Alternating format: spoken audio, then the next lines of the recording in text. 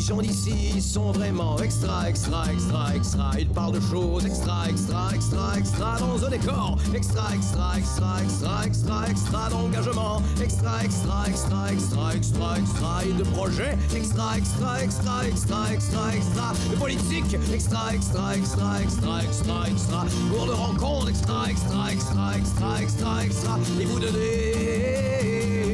Extra, extra. Cette semaine, on rencontre Philippe de Caroufel, nouvelle ressource pour Autistes Est du Québec. L'écrivaine Kim Saint-Pierre de Saint-Pascal vient nous présenter son nouveau livre. Et je reçois Chloé Gouveia, l'animatrice de notre prochaine série vedette, l'Université populaire. C'est à ne pas manquer. Je suis avec Philippe en ce moment. On va parler de autisme du Québec. C'est ça, c'est autisme bien. De l'Est du Québec. De l'Est du Québec. Oui. Quand même important. Gros territoire quand même. Donc là, toi, tu viens d'avoir ton poste ici. Tu es situé à Trois-Pistoles, mais tu travailles dans tout le KRTB. Exact, oui, c'est ça. Donc, c'est une nouvelle intention là, de l'ADEC d'être davantage présente sur l'ensemble de son territoire. Parce que tu l'as dit, on dessert tout l'Est, donc de la Pocatière jusqu'aux Îles-de-la-Madeleine.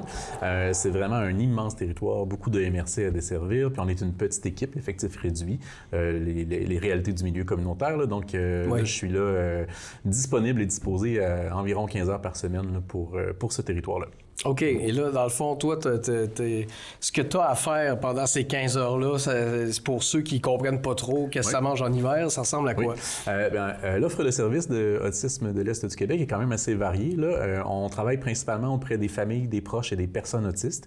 Donc, autant les parents, les conjoints, conjointes, ça peut être aussi des collègues de travail, des collègues de classe ou des personnes autistes directement. Okay. Donc, on les accompagne dans tout ce que ça peut amener comme défi et enjeu, le fait de soit d'être autiste ou d'avoir une personne autiste dans son environnement immédiat. Fait que ça peut être de l'intervention psychosociale, là, c'est principalement ça, là, je dirais, là, comme de l'écoute, du référencement vers les ressources appropriées. Ça peut être des gens qui se questionnent sur il me semble que mon enfant a peut-être besoin d'un diagnostic, par où je dois passer pour aller le chercher. Oui. Ça peut être aussi de l'accompagnement dans l'élaboration des plans d'intervention dans le milieu scolaire des fois ou dans les centres de petite enfance, là, quand il y a un enfant qui a un diagnostic. Mais des fois, c'est pas tous les milieux qui sont capables de l'accueillir avec ce que ça vient, avec ce que ça amène. Puis des fois, donc là, nous, on arrive avec notre expertise là, pour soutenir les parents dans leurs différentes demandes. OK. Donc là, la différence entre avant le début de ton poste et maintenant, c'est que... en fait, c'est que avant, il y avait personne de spécifiquement attitré pour le KRTB. Okay. Les personnes ressources étaient basées à Rimouski et desservaient le KRTB. Là, on refusait personne, évidemment. Oh, oui. Mais ça se passait davantage à distance, soit en Teams ou avec Zoom. Mm-hmm. Mais on le sait que l'intervention, c'est beaucoup plus intéressant, facilitant aussi en présence. Là. Fait que ça, je pense que c'est comme la majeure, là, la plus grande disponibilité là, sur le terrain. Ouais. Donc, c'est plus possible maintenant de parler de vive voix avec quelqu'un. J'imagine que si on a besoin de te rejoindre, on peut tout trouver sur Internet. Oui, tout à fait. Avec Autisme de l'Est du Québec. Oui. Sinon, de quoi a l'air le topo un peu localement? Est-ce que c'est quelque chose de fréquent? Est-ce qu'on a beaucoup de gens dans ce cas-là ici? Le ratio est pas mal similaire à l'ensemble du Québec. Là. Fait qu'on parle d'environ 1 à peut-être 2 personnes sur 10 là, qui seraient touchées directement par l'autisme. C'est quand même beaucoup. C'est quand même beaucoup, mais après ça, c'est juste les gens qui ont un diagnostic. On assiste de plus en plus depuis les 10-15 dernières années là, à une hausse des diagnostics tardifs. Donc, des gens adultes qui réalisent dans la trentaine, quarantaine, cinquantaine, qui sont finalement autistes, soit parce qu'ils faisaient évaluer leur enfant, puis là, ils regardaient toutes les affaires, fait comme on dit, mais ça me ressemble, mais ça me ressemble, mais ça me ressemble, coudonc, fait que là, ils vont aussi chercher un diagnostic pour eux-mêmes, puis ils le réalisent, fait que c'est ça, il y a beaucoup de personnes qui ont camouflé leur autisme, puis qui se sont adaptées suffisamment, ça reste qu'ils vivent les enjeux propres à ce diagnostic-là de toute façon. Fait qu'il y a beaucoup de gens, mais il y a beaucoup de gens aussi qui ne sont pas diagnostiqués, puis il y a tout l'entourage, évidemment, là, fait que là, on commence à ratisser quand même assez large. Il y a beaucoup de monde. Oui, parce que c'est quand même large, parce que j'ai l'impression que l'idée qu'on se faisait d'être autiste il y a 20 ans n'est plus la même qu'aujourd'hui. Est-ce que je me trompe? Non, tu ne te trompes pas du tout. On a tous dans notre imaginaire, mettons, l'idée un peu, comme peut-être Peut-être à cause des films ou des séries télé où c'était très stéréotypé, là, la personne autiste, un Rain Man ou quelque chose comme ça. Mais on parle de spectre, fait que le spectre, c'est un peu comme la lumière. Là.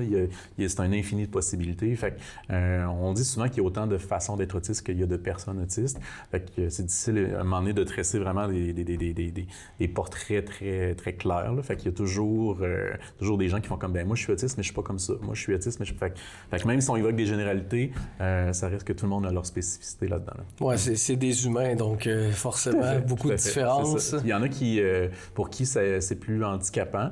Il y en a d'autres pour qui c'est relativement facilitant aussi d'être dans un milieu inclusif puis de travailler dans leur communauté puis tout le reste. Là. Mais il y en a pour qui c'est un autre paire de manches. Mm-hmm. Est-ce que ça vous arrive des fois d'avoir des gens avec qui auprès vous travaillez puis que justement le défi c'est de trouver un emploi à cette personne-là? C'est pas notre mission à nous, ça. Il y a des organismes qui le font. Là. Je pense à Sémo-Léland dans Rimouski-Neigette. Il y a peut-être une équivalence. Là. Je pourrais pas m'avancer là, dans le cas RTB. Mais oui, il y a des organismes qui sont spécialisés dans l'accompagnement dans la recherche d'emploi ou la réinsertion professionnelle pour les personnes en situation de handicap. Autisme comme toutes les autres situations de handicap. Là. Souvent, ils sont très génériques là-dedans. Là. Mais oui. OK. Ben écoute, bonne nouvelle pour ceux qui vont avoir besoin de toi en tant que ressource. Oui, ben je pense que ça va venir enlever un poids peut-être sur nos partenaires du communautaire qui, je pense mettons aux maisons de la famille, là, qui souvent travaillaient avec les familles et ça inclut un enfant autiste, mais ne savaient pas exactement où c'est comme une charge supplémentaire ou une réflexion supplémentaire d'avoir à intervenir avec cette réalité-là. Mais là, nous, on est là, fait que je pense que ça peut juste venir enrichir là, en fait, le milieu communautaire. Ben merci de nous en avoir parlé aujourd'hui en te souhaitant de passer au travers tout ce secteur avec ton 15 heures semaine. Oui, c'est ça. Ben là, présentement, je fais une tournée là, du territoire, là, fait que je vais justement rencontrer des partenaires Autistes de l'Est Québec souligne son 25e anniversaire cette année, fait qu'on n'est pas là depuis 3 semaines non plus. Là, on est là depuis un certain moment, puis je pense qu'on était bien connus, mais c'est ça, la réalité fait que le bureau principal est à Rimouski, fait que pour les gens du QRTB, c'était peut-être pas une ressource qui était nécessairement un référent là, automatique. Oui. Fait que j'essaie d'aller rencontrer les gens le plus possible, les organismes partenaires, c'est ça, me faire connaître. Ben on te fait connaître, le message est passé. Merci beaucoup. Merci à toi.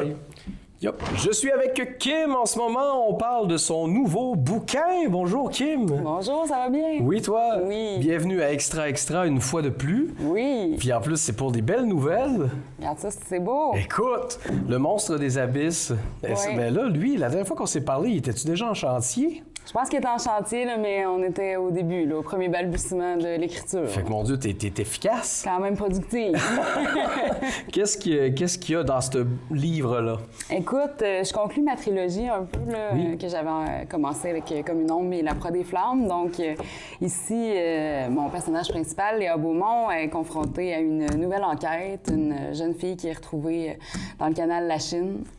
Une jeune fugueuse, probablement une histoire de gang de rue, c'est ce qu'elle pense, mais finalement, elle va mettre les pieds dans une histoire pas mal pire que ça, de trafic humain, avec un monstre qui se cache dans l'ombre et qu'on ne connaît pas, et qu'elle va décider de tout faire pour identifier c'est qui le maître d'œuvre de ce réseau-là. OK. Est-ce que c'est des situations de vie que tu connais bien? Ou... Ben pas vraiment, mais tu sais, j'ai toujours de l'aide là, quand j'écris. Moi, j'ai une tante qui était retraitée de la DPJ, donc tu sais, je me suis posé beaucoup de questions. J'ai aussi un oncle qui est retraité de la SQ, donc ça, c'est une mine d'or d'informations parce que, tu sais, moi, je suis pas policière, j'écris du roman policier, je veux que ça se colle le plus possible à la réalité, donc je fais quand même beaucoup de recherche. Oui, puis c'est quand même, on le sait que le trafic humain, en plus, à ça Montréal, existe, ça existe très bien. On en entend pas quand même beaucoup parler, là, fait que c'est un sujet d'actualité. Et là, pour quelqu'un qui a déjà lu les 2 premiers, là, dans le fond, tu me dis que c'est la suite un peu de cette trilogie-là. Oui, ça se lit. Ils se lisent quand même indépendamment l'un de l'autre parce que, tu sais, à chaque début de roman, je vais faire un petit recap de ce qui s'est passé précédemment dans le livre d'avant. Mais c'est sûr que d'avoir lu les 3, c'est toujours le fun. C'est les mêmes personnages qui reviennent, donc on suit l'évolution psychologique des personnages. Là. OK. Et là, dans le fond, tu conclus la trilogie pour toi, pour ton personnage? Pour mon personnage, pour l'instant. l'instant. C'est sûr que je vais la faire revenir un jour, pas tout de suite. J'avais envie d'essayer d'autres choses. Fait que là, j'ai d'autres projets complètement différents qui s'en viennent. Qui ne serait pas du polar? J'en ai un qui est plus thriller polar. J'ai une romance gothique qui s'en vient. J'ai un autre truc qui est un peu style cozy mystery, là, une petite histoire un peu à la Agatha Christie. OK. Donc, j'essaie de différents styles. Toi, en même temps? Oui, mais j'ai pas des dates de tombée, mettons, tout en même temps pour les trois. Mais quand c'est des styles différents, je suis capable d'en avoir 3 en chantier. Si c'est trop pareil, c'est plus compliqué. Là. OK. Ouais. Dans le fond, c'est parce que tu lis beaucoup toi-même? Oui, à la base, je pense que pour écrire, il faut lire beaucoup. Moi, c'est ce que je lis, là, roman noir, polar, un peu d'horreur aussi. Là. Donc, c'est sûr que la lecture m'a amené à écrire. De quoi ça ressemble à ta discipline de travail? Parce que je sais que, veux pas, j'imagine que tu travailles chez toi pour ce genre de choses-là. Ben oui, puis il faut être discipliné parce que c'est la première chose qui prend le bord. Tu sais, si on se dit, OK, là, aujourd'hui, j'écris, puis là, tu dis, ouais, je pourrais faire un peu de bouffe. Hey, je pourrais starter une brassée de lavage. Ben là, c'est sûr que ta journée ne sera pas productive parce que... Fait que moi, je me force à rester... J'ai des journées précises où je me force à rester dans mon ordinateur pour travailler. Il y a des journées où c'est productif, les enfants arrivent de l'école, je suis comme « Oh non, j'aurais continué » puis il y a des journées où... Ça sort pas. Ça sort pas, mais tu sais, ces journées-là, c'est là que je vais aller faire de la recherche, c'est là que je vais aller fouiller pour au moins rentabiliser un peu mon temps. Dans ton environnement. Exactement. Là, ouais. OK. Donc, j'imagine que les prochains livres, on en parle à peine parce que c'est pas pour demain matin. Non. Est-ce que tu as quand même... une petite idée de quand est-ce que tu voudrais mettre ça dans les mains? Ben écoute, là, j'ai mon 4e est déjà écrit, lui, final, donc je dirais fin 2026 peut-être pour une parution, là, parce que, tu sais, là, il est terminé d'écrire, il est envoyé à la maison d'édition, mais il reste beaucoup de travail à faire parce que, tu sais, moi, j'ai mon éditrice qui passe dedans, qui me le renvoie, on retravaille, fait que, tu sais, c'est du travail pour quelques mois, là. Fait que je dirais, là, je devrais en avoir un autre d'ici la fin 2026. Sinon, 2027, 2028, là, on essaie d'en avoir un par année, là. C'est quel genre? Il y a plusieurs auteurs qui me disent ça. Il y a énormément de boulot une fois que tu as fini le manuscrit parce que là, ça passe dans les mains d'un, de l'autre. Quel genre de commentaires tu reçois, tu retires de ça? C'est des trucs plus techniques? Ou, parfois, c'est plus technique. Des fois, ça va être vraiment au niveau de l'intrigue. Ils vont t'aider des fois à démêler. Puis des fois, c'est vraiment un travail d'équipe.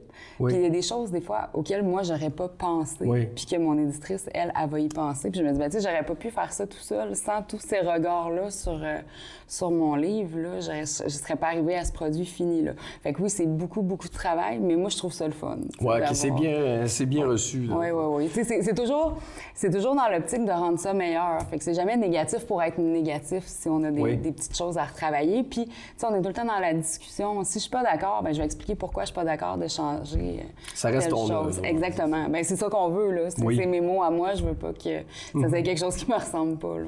Je comprends très bien. Donc là, en ce moment, on nous écoute depuis tantôt. J'imagine qu'il y en a qui veulent mettre la main dessus. On le trouve où, là? On le trouve un peu partout, dans les librairies de la région. Il est disponible aussi sur le site de l'éditeur. Ceux qui me connaissent ou même qui me connaissent pas, qui voudraient passer par moi puis avoir une petite dédicace, c'est toujours possible de me contacter là, via ma page Facebook d'auteur. Fait que sinon, il est partout en librairie. Puis tu sais, souvent, s'il n'est pas disponible encore, il n'est pas arrivé, on peut le commander, puis c'est vraiment pas long. OK. Donc, si vous voulez encourager, en plus, une autrice du coin, c'est tout le temps le fun. Ben... En plus, on a de plus en plus de bouquins du coin qui pop, là. C'est le fun, tout ce qu'il faut pour la lecture. Est-ce qu'il y a d'autres salons du livre qui t'attendent? Je sais que je t'ai vu te promener un peu. Oui, je me promène quand même pas mal. Là. J'en ai même fait un en France à l'automne. C'était vraiment trippant. Puis là, j'en ai un à la fin février au Domaine des Mézerais à Québec. OK. Petit salon, on appelle ça des salons clandestins. C'est organisé par des auteurs. La vibe est différente que dans les gros salons, mais c'est le fun aussi. Puis sinon, j'ai le Salon international du livre de Québec qui s'en vient au mois d'avril. Un gros morceau. C'est un gros morceau. C'est mon préféré. Montréal est le fun, mais Montréal est beaucoup plus gros. Là. Québec, c'est vraiment un très, très beau salon. Tu t'y retrouves plus? Pas mal plus. Ouais. Il y a du monde, là, c'est fou. Ben écoute, merci Kim de venir nous partager ça, puis en te souhaitant encore bien des idées pour ce qui est en chantier. Ben merci beaucoup. Merci. Yep. On vous parle aujourd'hui de l'arrivée, bientôt sur vos écrans, d'une série du nom de l'Université populaire. Pour vous en parler, l'animatrice de cette série, Chloé, ainsi que Carl, notre directeur général, qui est également le réalisateur de cette série. Donc, oui, on est dans la section auto-promo de l'émission. Donc, l'Université populaire, Chloé, toi, étant donné que tu as rejoint l'équipe pour animer ça, explique-moi donc, c'est quoi l'Université populaire? Qu'est-ce qu'on va voir? OK.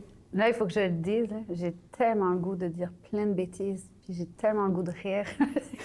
Je vais essayer d'être sérieuse. Alors, l'Université populaire, c'est une idée qui m'a été proposée par Carl. Oui. Il m'a approché en disant « Hey, tu serais bonne, vu que tu fais ça dans la vie. » Puis dans la vie, qu'est-ce que je fais? Je fais en sorte de partager les connaissances, notamment en lien avec le territoire, les savoirs patrimoniaux. Puis, c'est ça. Je suis une animatrice qui va aller à la rencontre des gens du Kamouraska, qui vont m'apprendre et me faire vivre des expériences. Et il y a toujours une notion pédagogique. Et j'essaye d'être une bonne animatrice, mais c'est ça! Oui, en fait, c'est ça. Toi, tu apprends sur le tas ce que les gens te montrent, mais tu as appris aussi sur le tas à animer le show, finalement. Oui, parce que animer des ateliers, c'est bien correct. De recevoir l'information, on a tous déjà été des élèves, donc c'est facile. Mais là, d'être filmé, puis de faire en sorte qu'il y ait un certain rythme, de s'adapter à la personne, de s'adapter à vous. Oui. Oui. On s'est apprivoisés les trois. Quoi? Non, il y a tout de suite eu une belle alchimie entre nous trois, mais on est trois oiseaux colorés. Donc là, c'est s'apprivoiser, se connaître. Et moi, de ne pas être un trop bon public. Oui. OK, je comprends. Donc, les gens qu'on rencontre dans cette série-là, Carl, c'est toi qui les approches en général? Bien, c'est devenu un travail d'équipe avec Chloé. Je dirais que presque la moitié, finalement, de nos invités, c'est Chloé qui a comme trouvé des opportunités intéressantes et tout ça. Il faut mentionner aussi Magali Morin, avec qui j'ai développé au départ ce concept-là. Oui. Donc, avec elle, on était dans les premiers balbutiements du projet. On essayait de trouver la forme que ça allait avoir, puis tout ça. Puis pendant cette période-là aussi, on a fait une espèce de liste extensive de possibilités d'invités. Fait que je dirais que c'est un travail qui est départagé à trois. Magali est encore un peu en background aussi dans ce projet-là, même si elle s'est un peu retirée puis elle est plus derrière les caméras puis tout ça. Les gens que vous rencontrez, est-ce que généralement ils réagissent bien à cette idée-là de partager une connaissance, des informations sur leur travail, leur corps de métier? Oui, vraiment. Oui. Souvent, c'est des gens qui ont déjà une fibre pédagogue. Là. Oui. Vraiment, je suis étonnée des fois. Je m'attends à ce que la personne soit pas à l'aise forcément de transmettre l'information et en plus qu'il y ait une caméra. Mais finalement, ça va super bien. Généralement, c'est moi qui manque un peu de savoir-faire. De retenue. De retenue aussi, ouais, non, mais clairement. Là, c'est ça qui est drôle puis qui va être vraiment un challenge, je pense, pour Carl. C'est que chaque épisode est complètement différent, coloré à sa manière. Oui, il y a un fil conducteur, mais des fois, c'est la personne qui est en face qui va avoir un certain caractère. On parlait de personnes colorées. Puis d'autres fois, c'est moi, genre, qui, je sais pas pourquoi, je vais avoir un mood particulier cette journée-là. Puis comme je suis super à l'aise avec vous, on dirait que je me permets d'être ce que je suis sur le moment, quitte à ce que ça paraisse parfois un peu spécial. Oui, d'accord. Et ça donne envie, hein? Chaque épisode est, moi, je trouve coloré. Et donc, au travers de ce qu'on apprend, il y a le côté de l'ambiance. Il y a une belle ambiance à chaque fois qui est différente. Donc, moi, je pense que ça vaut la peine de regarder chaque épisode parce que, justement, on ne peut pas se dire ça va être ça tout le temps. Oui. Voilà. Donc, j'ai-tu bien vendu, là? Ça y est? Oui, non.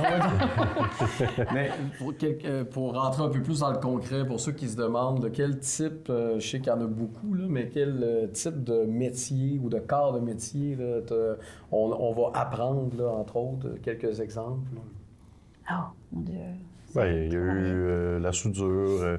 Dans le fond, c'est pas basé sur les corps de métier, c'est plus le savoir-faire, le savoir-être du Kamouraskois moyen. OK. Fait que, tu sais, je veux dire, ça peut être quelqu'un qui fait de la soudure dans son garage ou Amélie, par exemple, qui va faire de la poterie dans un petit atelier dans sa maison. Tu sais, c'est un peu une manière d'essayer d'inspirer les gens à essayer des nouvelles affaires sans que ça soit, en général, il y a des exceptions à ça, mais tu sais, que ça soit à échelle humaine. Ouais. Que ce soit quelque chose que tu vois à la télé puis que tu te dis, crème, je pourrais peut-être essayer ça. Tu sais, je pourrais peut-être essayer de voir m'acheter une petite soudeuse là, qui coûte pas si cher puis de voir comment je peux me débrouiller à souder du métal ou tu sais, ça me donne envie de prendre un cours, faire un atelier, tu sais. C'est pour ça d'ailleurs que l'émission s'appelle l'Université populaire. C'est tiré, en fait, c'est inspiré d'un vrai concept qui existe un peu partout en France, ici aussi il y en a, qui est essentiellement des regroupements de gens qui offrent des formations variées de ce type-là, des choses pratiques, des choses variées comme des cours de yoga, mais aussi des cours de mécanique vélo, etc. Puis il y a des vraies universités populaires, mais il n'y en a pas encore une ici dans le Kamouraska. Donc, dans un sens, si on veut qu'on transcende l'émission un jour, un peu comme avec le show de cuisine, on discutait que quand tout ça sera terminé, il en reste encore, on va avoir peut-être l'opportunité de créer un livre de recettes qui englobe tout ça. Ben, tu sais, j'essaie de penser souvent à comment l'émission peut se transcender elle-même.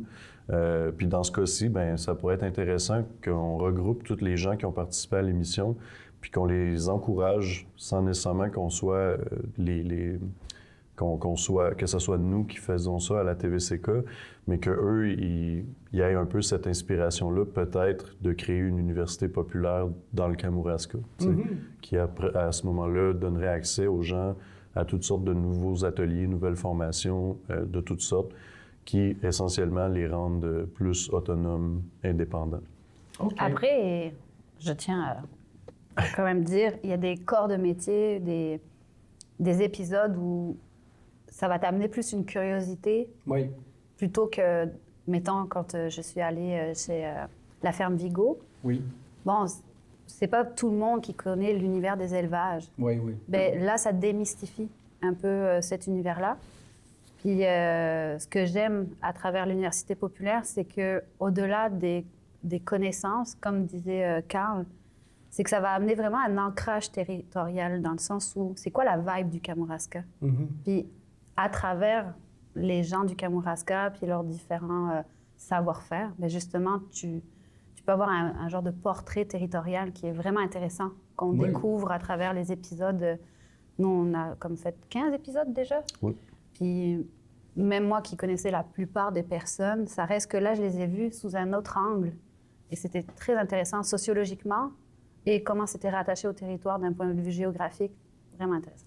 Et là, tout ça, ça commence cet automne, donc à l'automne 2026. Ça va apparaître sur vos cases horaires à la maison. En terminant, j'ai l'impression qu'il y a comme des remerciements peut-être à donner parce qu'il y a plusieurs sous qui sont arrivés de par-ci, par-là là, pour permettre de financer ce projet-là. OK, qui on dit merci? Tu remarques qu'on est habillé comme militaire un peu. Oui, ben oui. Ça fait partie du concept du show. On a décidé d'avoir une démarche qui est un petit peu guérilla. Donc, on arrive avec les caméras, on suit la situation jusqu'au bout. Oui, ça nous crée des casse-têtes au niveau du montage après parce qu'on se retrouve avec 3-4 heures de vidéo pour faire un épisode d'une demi-heure. Mais essentiellement, on a été commandité par le surplus militaire de Rimouski. Une super belle gang, là. By the way, on est allé les rencontrer en personne, tout ça. Puis dans le fond, eux autres, au lieu de nous donner un montant d'argent, ils nous ont équipés en costumes. Moi, on pourrait dire des costumes, mais je trouve aussi que c'est des éléments quand même assez pratiques en général pour des tournages, des sacs puis des cossins. Je me suis servi entre autres d'une rig militaire qu'on a pris là-bas pour tourner dehors saison 2 aussi. Donc, il y a eux là, qui nous ont fourni quand même du bel équipement. On voulait que l'émission, étant donné qu'on voit l'équipe de tournage souvent, qu'on soit habillé comme Chloé, puis qu'on fasse un peu une référence sans... Ben là, on le dit là, mettons, là, mais qu'on est un peu dans une optique de préparation à à la fin du monde, peut-être. Ah, je sais pas. Je sais pas pourquoi ça a l'air glissant de dire ça en ce moment. Ouais, je sais pas. C'est pas drôle. Mais, fait que oui. Oui, donc, dans les mêmes couleurs que l'animatrice, on s'entend, on sera pas en croque-top, nous autres. Mais, Non. Ah, pourquoi? T'as raison! Pourquoi? Pourquoi? Ouais, un épisode, ce serait drôle. Puis moi, je me mets une barbe. Non. non. Donc, le surplus militaire de Rimouski. Puis aussi, ben, on a eu la chance de gagner une espèce de concours avec Promutuel qui offre des bourses à chaque année à des projets communautaires qui vont un peu engager la population, etc. Nous autres, on a participé puis ils nous ont donné un montant pour financer le show. Il y a la MRC de Kamouraska qui nous ont aussi donné un montant pour nous aider dans la production de cette émission-là. Puis finalement, Mathieu Rivet, qui lui aussi a participé financièrement pour qu'on puisse produire le show. Fait que ce que ça nous donne comme avantage, c'est qu'on a pu s'équiper un petit peu plus avec de l'équipement spécialisé pour tourner cette émission-là. Oui, parce qu'il faut comprendre que des fois, vous allez nous voir en plein milieu d'une forêt, essayer de rechercher des gens qu'on aurait perdus, etc. Ça se fait difficilement avec 45 livres de caméra sur l'épaule. Exact. On se retrouve assez régulièrement dans des petits ateliers, des petits espaces où on est relativement coincé là, en tant qu'équipe de tournage. Fait que d'avoir des petites caméras grosses de même au bout de des perches que tu peux aller voir ce qui se passe sur le bureau, par exemple, ou autre, bien, ça permet, ça nous donne vraiment les bons outils. D'ailleurs, quelque chose peut-être à mentionner, ça a été encore une fois une démarche un peu expérimentale. Puis vous allez voir, je pense qu'en écoutant l'émission, à partir de l'épisode 1 jusqu'à la fin, il y a une évolution au niveau de la manière qu'on le fait aussi, qui change avec le temps. Au début, justement, on les traînait, ces grosses caméras-là, puis on se rendait compte que c'était beaucoup trop compliqué puis lourd, puis qu'on se déplace tout le temps, on change de lieu, tout ça. Fait que là, d'avoir ça à traîner, c'était trop compliqué, tout ça. Fait que grâce à nos partenaires financiers pour l'émission, on a pu s'équiper d'une manière un petit peu plus appropriée pour ce concept-là. Mais c'est quand même drôle de voir comment que, en le faisant, on a appris à mieux le faire. À le faire, oui. Et finalement, ben, merci à tous les bénévoles, parce que ce sont des bénévoles qu'on rencontre et qui nous apprennent les corps de leur capacité. Fait que c'est à ne pas manquer à l'automne prochain, l'Université populaire. Merci d'être venu en parler. Carl, je sais que tu t'es déplacé très longtemps avant de venir ici. Au moins 5 ou 6 mètres. Puis, merci Chloé d'être passée également. Dans l'espace inouï, celui qui nous réjouit, il existe. Cet îlot de verdure, ce havre de paix, où se trouvent à la fois lumière et ombre en parfaite harmonie. Dans un florilège poétique, radeau hémostatique, équilibre ondulant, phare miroitant, mirage existant, cœur palpitant, pagayant vers le rivage reposant, dans un flux et reflux de vagues à l'âme. Atoll systolique, nid authentique, alcôve de soie caressant le véritable soi, dans une danse ondulante, limpide et profonde, lumineuse et sombre, récif à fleurs de peau, ouvrant et irriguant les artères, d'œuvrer de beaux d'aboiteaux, afin d'irriguer et de cultiver le vibrato. Ondulation pleine qui vibre plus haut, protectrice et draineuse du faux, nous ramenant à notre essence et à notre ciel, à notre terre d'ancrage, sans illusion ni tromperie, souveraine en son pays.